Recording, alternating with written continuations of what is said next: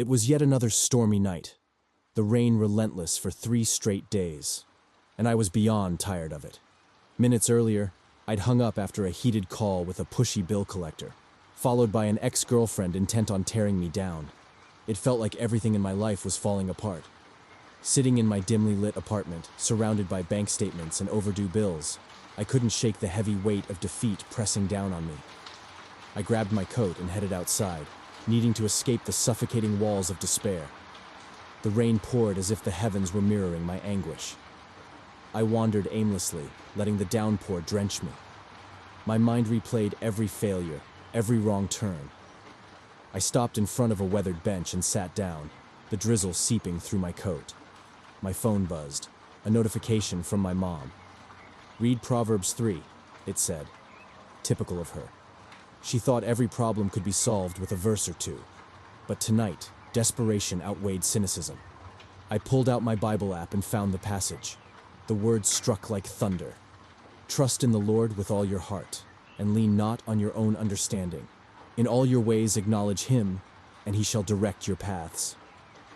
I exhaled a bitter laugh. Trust in the Lord? That sounded great on paper, but trust hadn't gotten me anywhere.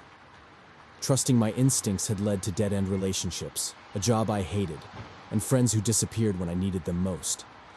I got up and continued my walk. Something stirred in me, a memory. My grandfather's voice echoed from years ago, the gravelly tone I used to tune out.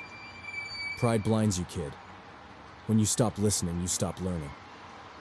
I swallowed hard. Was that what I'd been doing?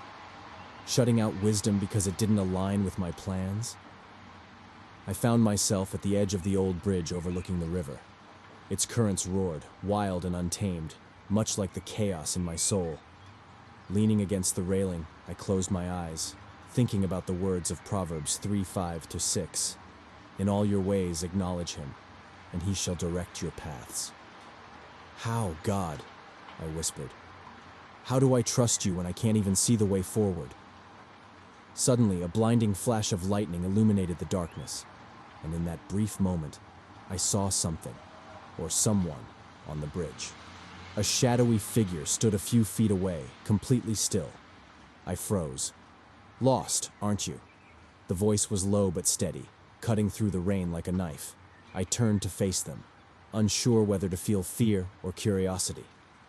"Who are you?" The figure stepped closer, revealing an older man, his face weathered but kind. He held a wooden staff that seemed far too ancient to belong in this modern world. "Someone who's been where you are," he said. "And someone who's learned that wisdom is far better than silver or gold." I scoffed. "Wisdom doesn't pay rent." He chuckled, his eyes piercing yet gentle. "It doesn't. But it leads you to the one who provides. What if I told you that all this, your struggles, your questions, is part of the path? That the one who created the stars is guiding your steps, even now?"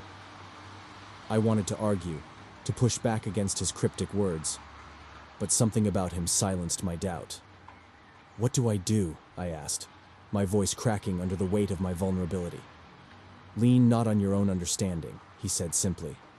"You see the storm, but God sees the rainbow on the other side. You feel lost, but he knows exactly where you're going. Acknowledge him, trust him, and watch what happens." A car pulled up beside the old man, its headlights cutting through the mist. He opened the door and climbed in, pausing for a moment before turning to me.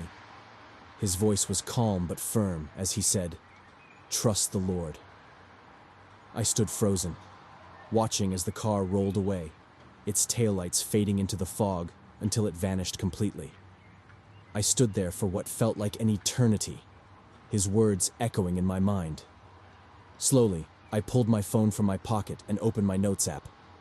"God, I don't know what you're doing, but I'm giving this to you. Show me the next step." As I typed those words, the storm began to ease. The rain softened, and the clouds parted just enough to reveal a sliver of moonlight. It wasn't a full answer, but it was enough, a glimmer of hope. And for the first time in weeks, I felt peace. A quiet, unexplainable peace. What I didn't realize then was that moment on the bridge, was the beginning of a journey far beyond anything I could have envisioned.